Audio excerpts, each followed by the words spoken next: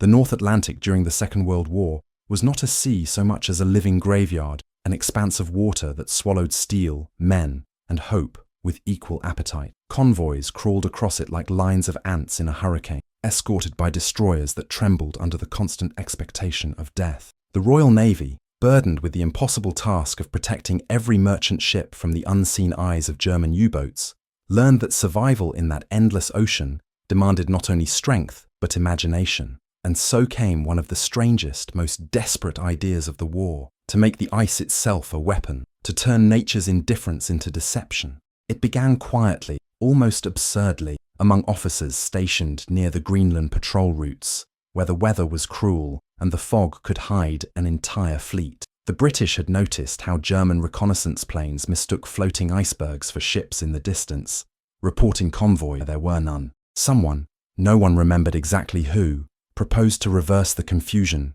to paint icebergs to look like merchant vessels, complete with false smoke, grey hulls, and blackened silhouettes. At first, the notion sounded like a drunk man's fantasy. Paint didn't hold well on ice, and the thought of men clambering over freezing cliffs of it with brushes and tar buckets seemed like madness. But desperation breeds invention, and the war had long since blurred the line between genius and lunacy. The Royal Navy's camouflage division, already experimenting with wild ideas, striped dazzle patterns to distort shapes, fake harbours, wooden tanks, and decoy lights, saw potential. If the Germans trusted what their eyes told them, perhaps the ocean itself could become a trap. Crews were sent north under strict secrecy, carrying supplies that seemed ridiculous for their mission: industrial paint, tar, lamp soot, even fragments of sailcloth to mimic rigging. The operation took place in silence and fog. Men in heavy parkas hammered ice, sprayed grey dyes onto glacial walls, and shaped the edges of icebergs with explosives to resemble the sleek curves of hulls.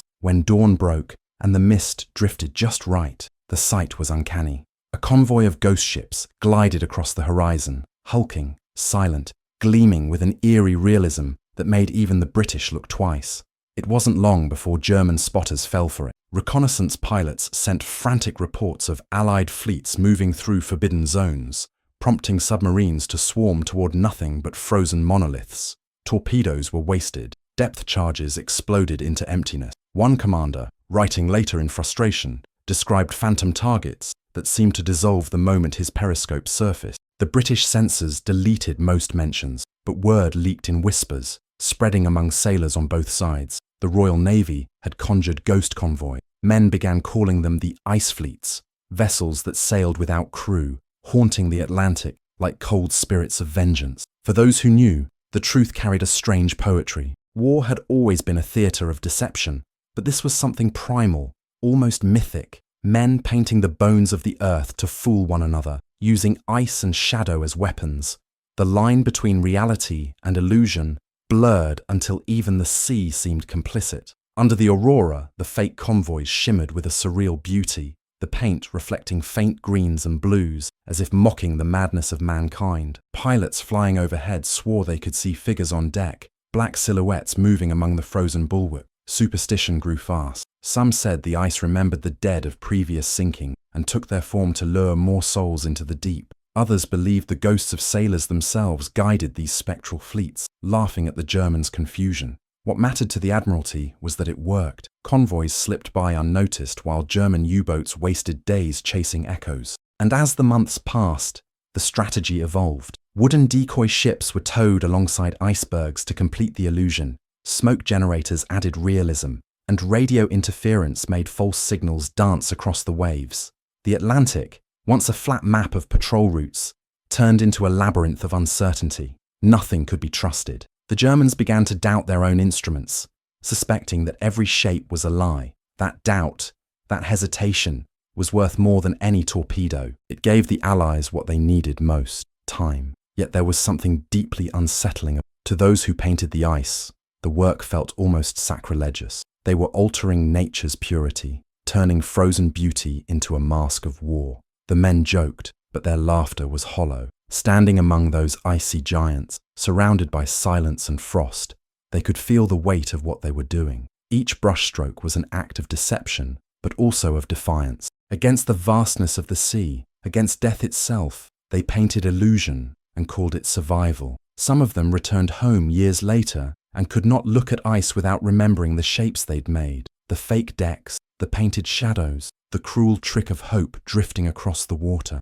The story of the painted icebergs never appeared in official records. It was too strange, too surreal, too emblematic of the quiet madness that defined the war at sea. But among old sailors, it lived on. Around tavern tables and flickering lamps, they told of the nights when the ocean carried ghosts, ships made of frost, chased by men who didn't yet realize that the war had turned them all into hunters of illusions. Before we move on, drop a quick comment. Where are you watching this story from? It's always powerful to know where these echoes from history are reaching. As the strange success of the painted icebergs spread through quiet channels of naval intelligence, the operation took on a new, almost mythic life. No one spoke of it officially, yet everyone seemed to know it was happening somewhere, out there, beyond the horizon. The Admiralty didn't issue orders written in. Instead, instructions arrived as vague memos and coded conversations. Captains were told to coordinate with weather formations, adjust camouflage measures as per Arctic recommendations,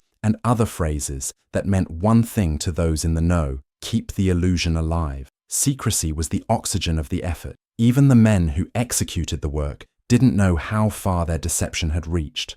By late 1941, reports from German intelligence showed visible cracks in their confidence.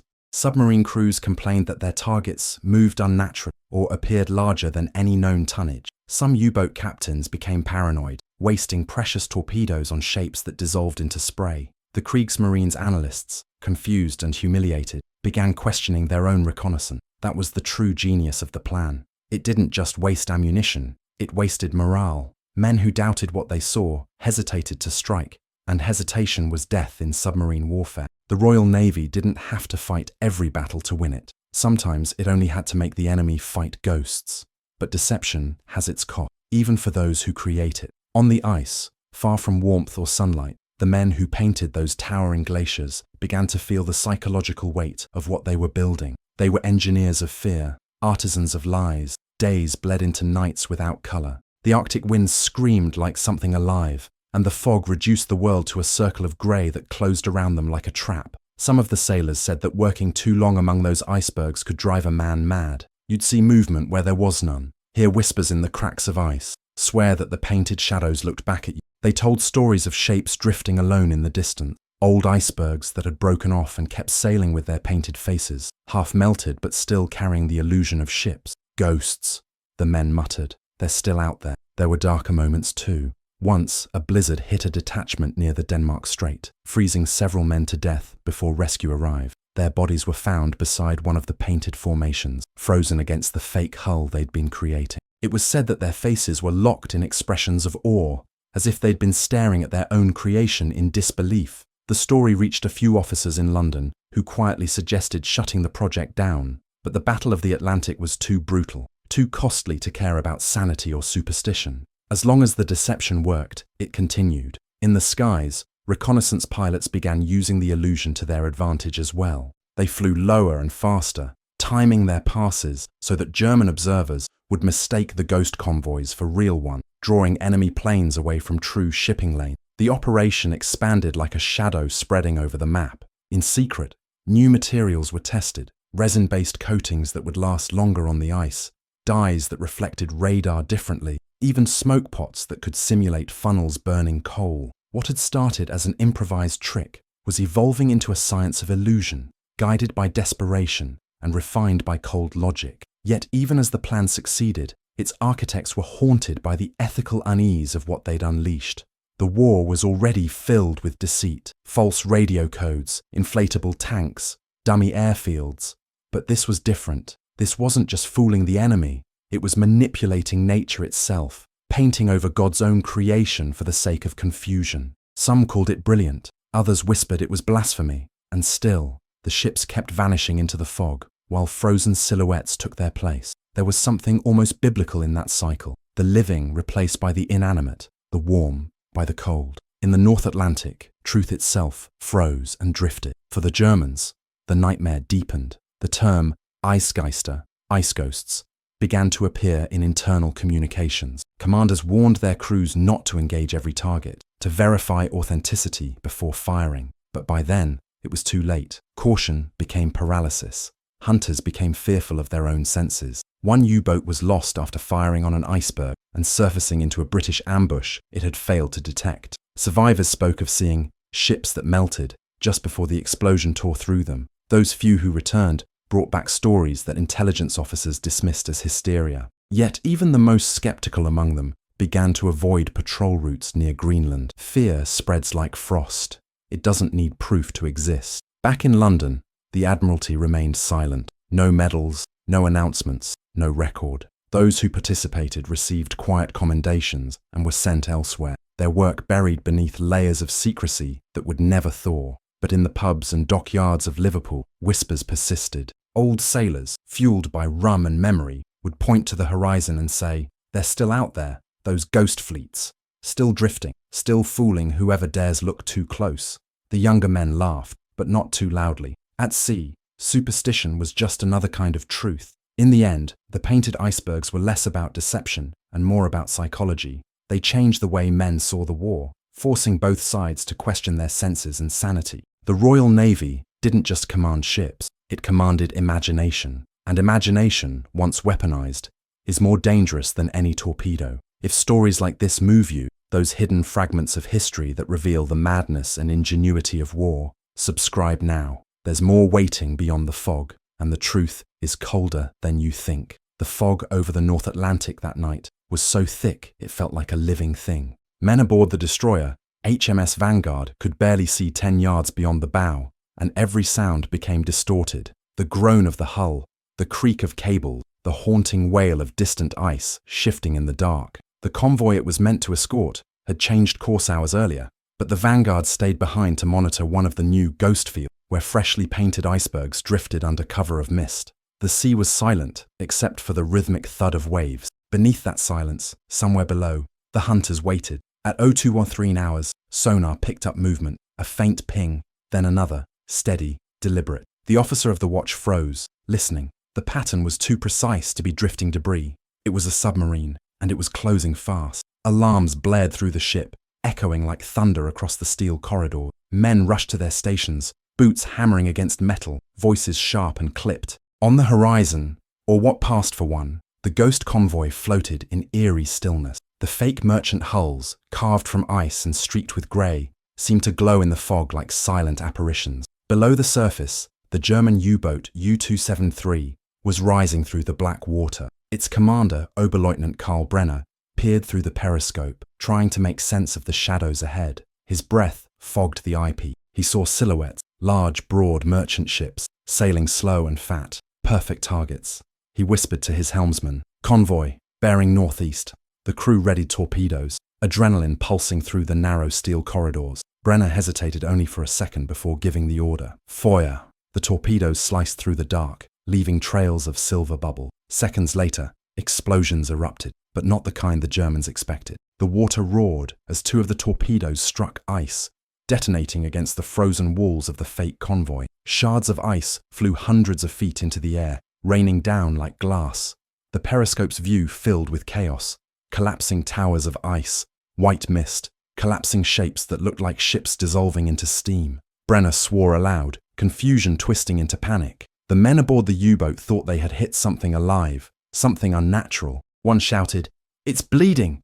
because the tar streaks on the icebergs looked like dark veins melting into the sea. Above, the Vanguard saw the explosions and turned sharply toward the source. "Contact!" the captain barked. "U-boat! Range 1,000 yards!" Depth charges were primed. The destroyer surged through the fog, her engines howling, throwing up sheets of white water as sailors clung to their guns. The first volley of charges rolled into the sea, each one sinking into blackness before erupting in fire and foam. The blasts shattered the stillness, and the echo rebounded across the ice field, shaking the air like a drumbeat. Underwater, Brenner's world became hell. The hull groaned and bent under pressure as explosions thundered above. Lights flickered, instruments shattered, men screamed, water burst through a seam, spraying across the control room. Brenner gritted his teeth and shouted for emergency descent, but the ballast tanks were half frozen, a hazard they had ignored earlier. The U-boat tilted, then steadied. Somewhere aft, a man was sobbing,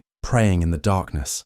Outside the hull, ice fragments slammed into the metal, making sounds like fists pounding on a coffin. The Vanguard circled again, dropping another wave of charges. The crew on deck could see nothing, just mist and the eerie silhouettes of the collapsing iceberg. The painted shapes seemed to twist and shift in the fog, flickering between ship and ice, between solid and ghost. Some men swore they saw figures walking along the decks of those ice phantoms, silent and unmoving. "They're watching us," one gunner whispered before his superior barked at him to focus. The line between illusion and reality had blurred entirely. When the final depth charge detonated, the sea rose in a violent swell. Then came silence. Only the sound of crackling ice remained, the remnants of the painted fleet drifting apart, returning to their natural form. For a moment, no one moved. The captain of the Vanguard stared into the fog, his knuckles white on the rail. "Mark this location," he said quietly. "We'll call it the Ghost Grave." The next morning, as the mist lifted, the ocean was littered with fragments, shattered icebergs streaked with black paint, floating in pools of fuel and debris. A few bodies surfaced, their uniforms torn, their faces pale as the ice itself. Among them, one wore a German cap. The sea had claimed both deceiver and deceive. Word spread fast through the convoys. They said the Vanguard had fought shadows that bled. Sailors began to whisper again about the ice ghosts, that maybe the British hadn't just fooled the Germans. Maybe they had awakened something ancient, something that didn't belong to either side.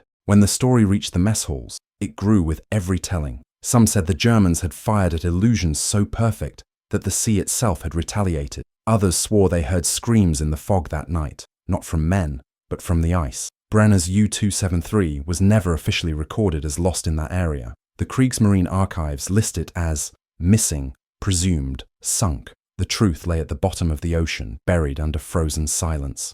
But for the men of the Vanguard, the memory stayed vivid. They had watched human ingenuity turn the natural world into a weapon, and then watched that weapon devour both predator and prey. The war didn't care for symmetry, but sometimes the sea did. For the Royal Navy, the encounter confirmed the power of illusion. Reports described it clinically. Enemy vessel neutralized due to misidentification of decoy but those who wrote the report never saw the fog that moved like a living thing, never heard the eerie moan of icebergs breaking under the shockwaves, never smelled the strange mixture of smoke and frost that hung in the air after the fight. Those who did swore they'd never forget it. The ocean that morning looked like a battlefield between worlds, between what was real and what was imagined. The Admiralty, encouraged by the outcome, ordered the continuation of the program, though with new guidelines. They began to refer to the operation under a code name, Phantom Frost.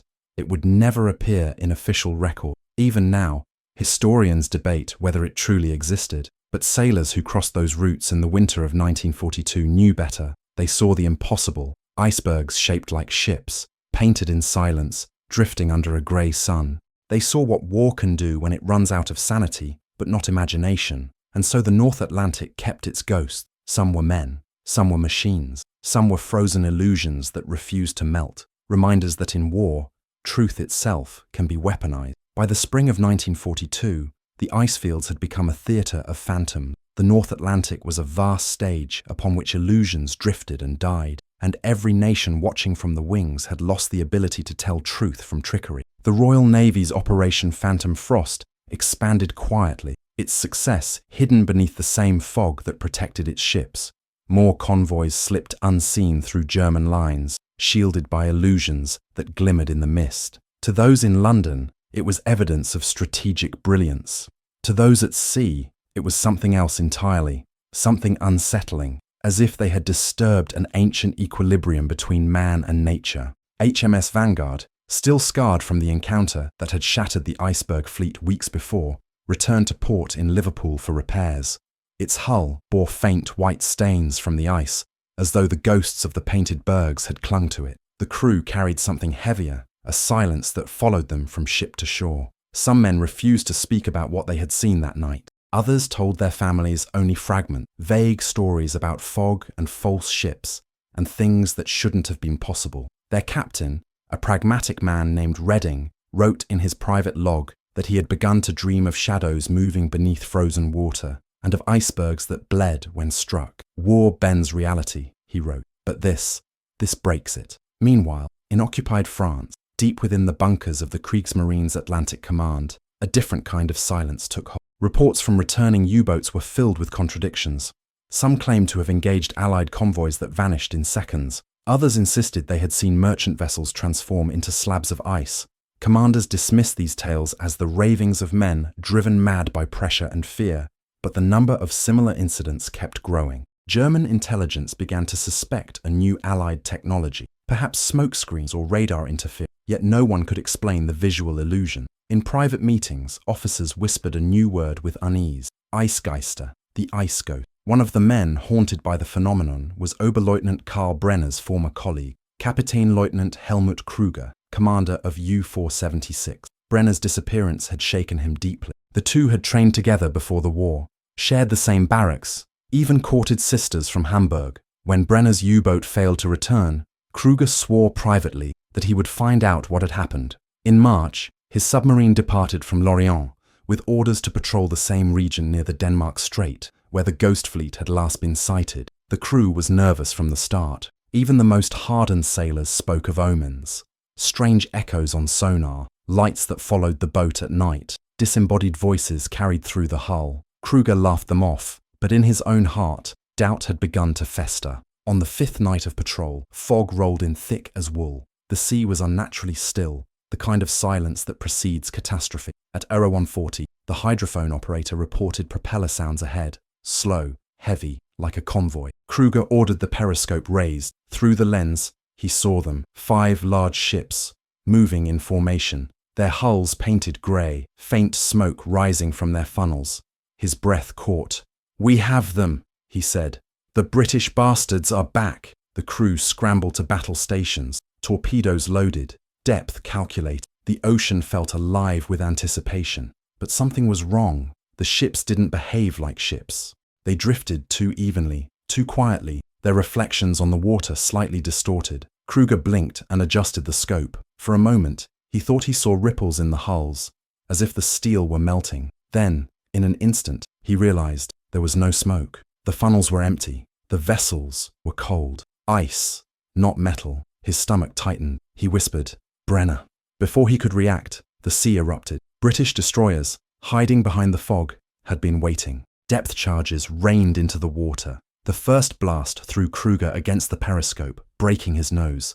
Lights flickered. The hull screamed. He ordered an emergency dive, but the ballast tanks jammed. Water burst through a pipe, hissing like a serpent. The U-boat tilted violently, its nose plunging downward. Men shouted prayers in German, voices trembling. The sound of explosions merged with the low groan of ice breaking apart above them. One of the charges detonated close enough to rupture the stern. In those final moments, Krüger looked through the shattered glass of the periscope and saw, impossibly, one of the ghost ships leaning over him, half melted, its painted face streaked with tar and salt. It looked almost human. Then the ocean folded around him, and the light went out. When dawn came, the British destroyers found nothing but fragments. Ice drifted where ships had stood. Oil and debris floated like dark petals on the grey water. The sea gave no answers. In London, Phantom Frost was deemed a success. 2 enemy submarines destroyed. No Allied losses. But those who were there didn't call it victory. They called it judgment. Back in Liverpool, Captain Redding received the report with grim satisfaction. Yet he couldn't shake the feeling that the war had crossed a line. He visited the docks one evening and found one of his crewmen, a young gunner named Harker, sitting on a bollard, staring at the water. The boy looked pale, exhausted. Redding sat beside him and said nothing. After a long silence, Harker finally spoke. "Sir, do you think we tricked them, or did we trick the sea?" Redding didn't answer, because deep down, he didn't know. That night, the northern wind carried a sound across the harbour, a deep, hollow groan, like ice shifting beneath waves. Sailors paused in their work, glancing toward the horizon. Some said it was the echo of the icebergs breaking apart.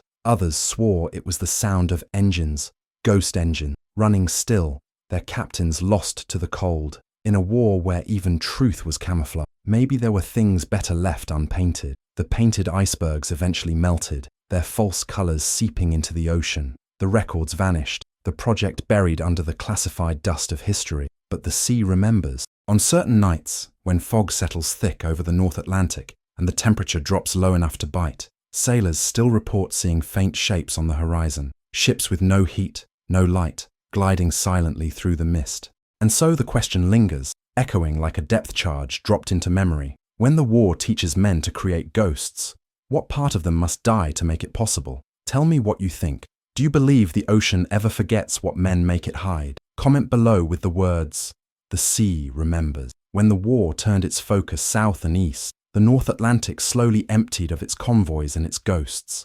The great deception drifted out of memory like the ice it had once painted. Yet for the men who had served in that frozen theatre, forgetting was impossible. Even after peace returned, they carried fragments of that cold deception inside them, as if something from the Arctic had stayed lodged in their bones. There were nights when the veterans of Phantom Frost would wake in their sleep, gasping, tasting salt and paint on their tongues. The sound of distant waves could still summon visions of those silent ice convoys gliding through the fog, a reminder that some lies were too beautiful, too terrible to die. Captain Redding left the Navy in late 1946 after a final posting to Portsmouth. He received his commendations without ceremony, accepted his pension, and declined every interview. His family would later recall how he avoided the sea entirely. He would sit near the window of his small house, overlooking a quiet hill, never once looking at the harbour below. When asked why, he would simply say, "The ocean already has enough faces." In his study, one journal survived, hidden in a drawer. The pages were full of terse, controlled sentences, written by a man trying to reason with something beyond logic. He described the strategy of painted icebergs as an act of mercy disguised as madness, and confessed to feeling as if the sea itself had judged them for it. The last entry, dated December 1947, read, "Sometimes I dream of the ice again. It's melting, but underneath, something moves." Other veterans coped differently. Harker, the gunner who had once asked whether they had tricked the sea, tried to return to normal life as a dock worker in Liverpool. He married, raised a daughter, and rarely spoke of the war. But he carried a strange ritual. Every winter, when frost settled on the river's edge, he would walk down to the docks at dawn and scrape away a small patch of ice, whispering something under his breath before leaving. His daughter would later say he was talking to the dead. For those who studied the war in later years, the story of the painted icebergs remained a myth, a footnote lost between more documented operations. But in the forgotten corners of naval archives, fragments survived. Requisition orders for large quantities of paint shipped north, supply logs from Greenland showing unusual material for experimental camouflage, and personal letters between officers hinting at visual deception exercises. Historians pieced together what they could, and though no official confirmation was ever made, the testimonies that did emerge spoke with the same tone, disbelief mixed with awe. It was the kind of story that history prefers to whisper, not write. Among sailors, however, myth was truth enough. In the pubs of Glasgow and Belfast, men who had crossed the Atlantic under convoy duty still told stories of the ice fleet. Some swore they had seen them with their own eyes, long after the war ended, drifting near the Labrador coast, glowing faintly beneath the moonlight. One old seaman, his face cut by decades of salt wind, claimed that the ghosts followed ships that carried survivors of the operation, as if the illusions were tethered to the men who had birthed them. When pressed, he smiled faintly and said, "You can't unmake a ghost once it knows your name." In Germany, the legacy of the ice ghosts took a different form. U-boat survivors from the Arctic patrols spoke of a curse, a mirror sea that punished hunters with their own reflection. They told their children stories of ships that vanished when approached, of ice that moved against the current, of white shadows that watched from beneath the wave. For years, sailors refused to patrol certain latitudes, claiming that their compasses spun erratically. A few scientists investigated the phenomenon and found nothing but currents and magnetic anomalies. Still, they wrote in their reports that the region held an unusual atmospheric resonance. It was the kind of phrasing that sounded scientific, but hid an older fear, that the ocean remembered. As decades passed, the world turned its eyes to other wars, other horrors.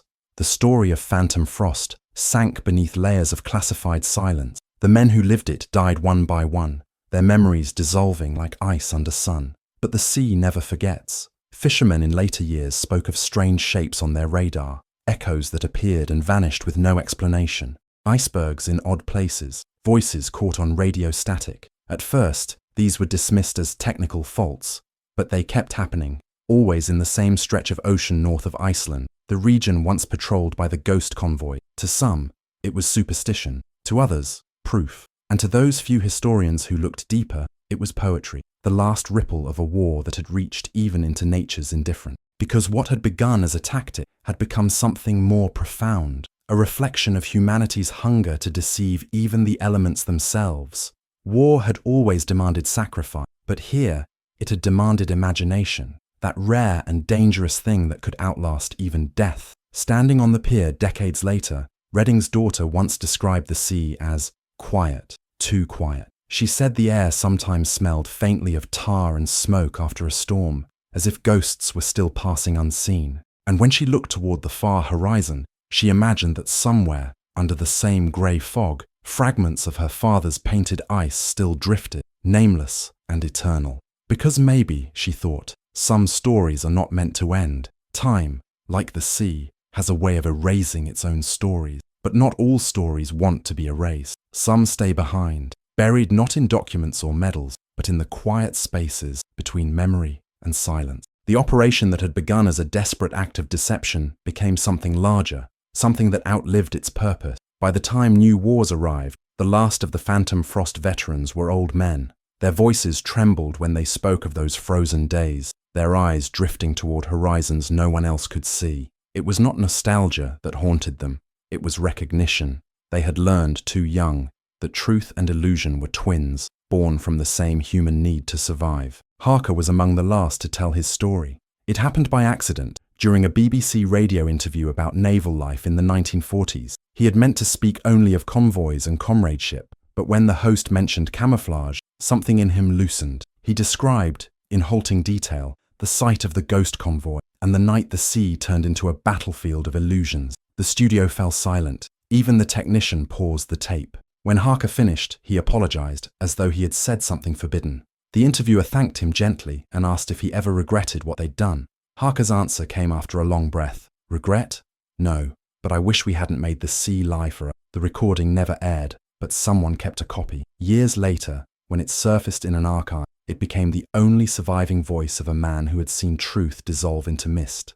Historians tried to reclaim the operation, to name it, to fit it neatly into the machinery of wartime ingenuity. But the documents were too fragmented, the testimonies too strange. To many, it read like folklore, too poetic to be real, too haunting to be false. And maybe that was fitting, because the story of Phantom Frost wasn't about ships or ice or strategy. It was about the boundaries of what men will do when faced with extinction. When logic collapses, imagination becomes a weapon. And imagination, once sharpened for war, never dulls easily. In one forgotten letter found among Redding's papers, there was a passage that historians rarely quote, perhaps because it sounded too much like confession. He wrote, "We learned to paint shadows until they looked alive." The danger was that, in time, we forgot which side of the brush we were on. It was a sentence that could have belonged to any soldier of any war, but in his hand, it carried the weight of cold water and sleepless nights. Redding was a man who had commanded illusion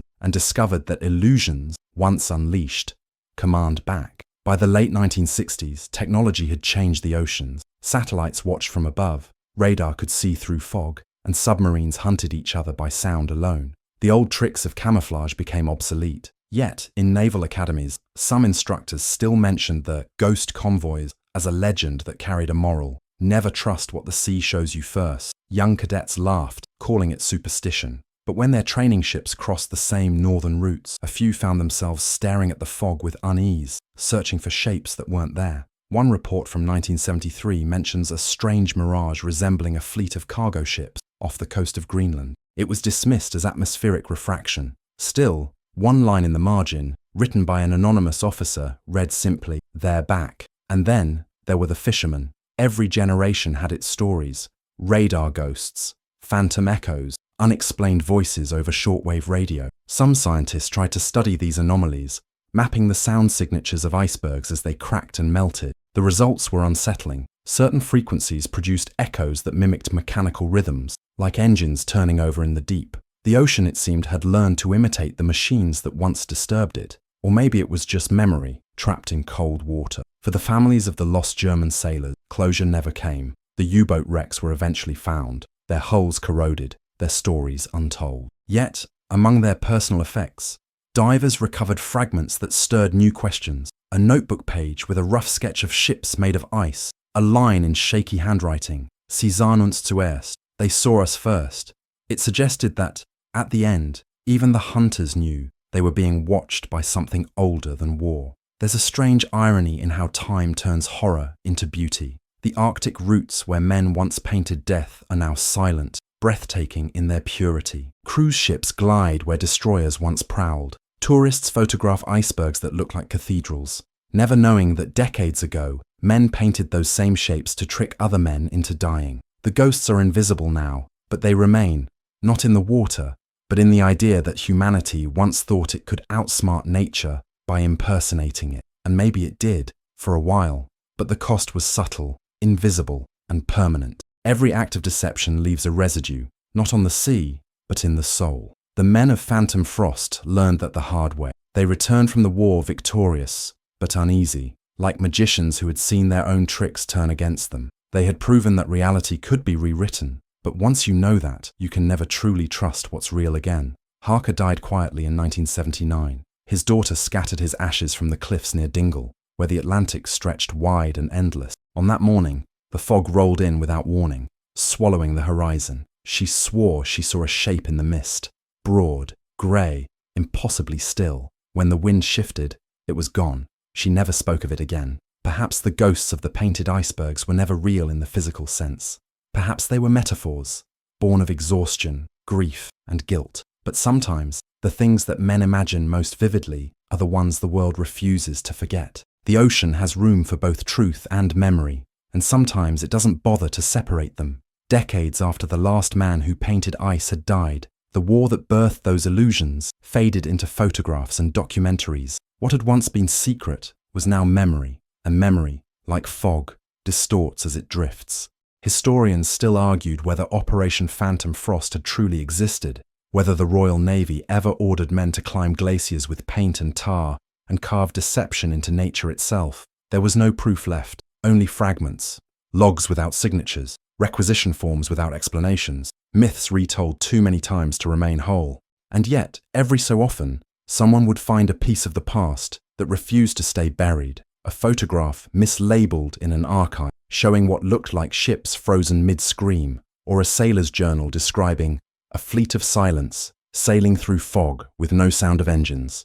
The truth, as always, lay somewhere between belief and denial, but truth was never really the point. The story of the painted iceberg survived because it revealed something deeper, not about the war, but about the human heart. Men, facing extinction, had tried to outwit death by painting it. They took the cold, indifferent face of the ocean and gave it meaning. They transformed ice into illusion, fear into strategy, and in doing so, discovered how thin the line between creation and destruction truly was. In every brushstroke laid across the frozen hull of an iceberg, there was both genius and madness, hope and despair. That contradiction is what makes the story endure, not because it's about war, but because it's about what war turns people into. If you stand on the cliffs of the North Atlantic today, you won't find any trace of those ghost convoys. The sea has reclaimed everything. The paint has dissolved, the ice has melted, and the records have rotted into pulp. Yet on certain mornings, when the horizon blurs and the fog drifts in from the Arctic, the air still carries a faint hum, not sound exactly, but presence.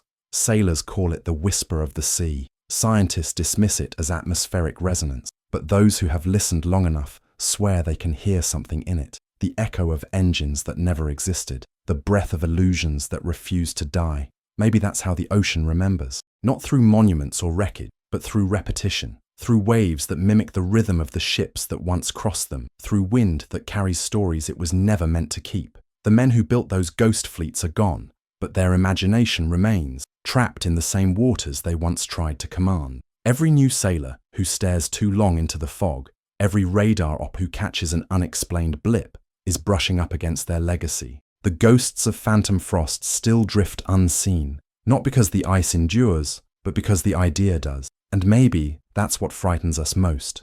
The idea that imagination, once shaped for survival, never really stops working. It keeps moving beneath the surface, waiting for the right storm, the right light, the the right pair of eyes to bring it back. That's the cruel mercy of the human mind. It remembers what it shouldn't and forgets what it must. One day, centuries from now, when the last wrecks of that war have rusted into nothing and the names of its admirals have turned to dust, the story of the ghost ships may still be told. It will change with every generation, becoming a fable of men who tried to deceive the sea and ended up deceiving themselves. Children will hear it beside hearths, travellers will repeat it in pubs, and sailors will still glance at the fog and wonder whether something waits there, a shape, a trick, or a truth that can't quite die. Because in the end, the story of the painted icebergs was never about camouflage or victory. It was about the cost of making the unreal real. It was about the power and danger of belief. The Royal Navy painted icebergs like ships,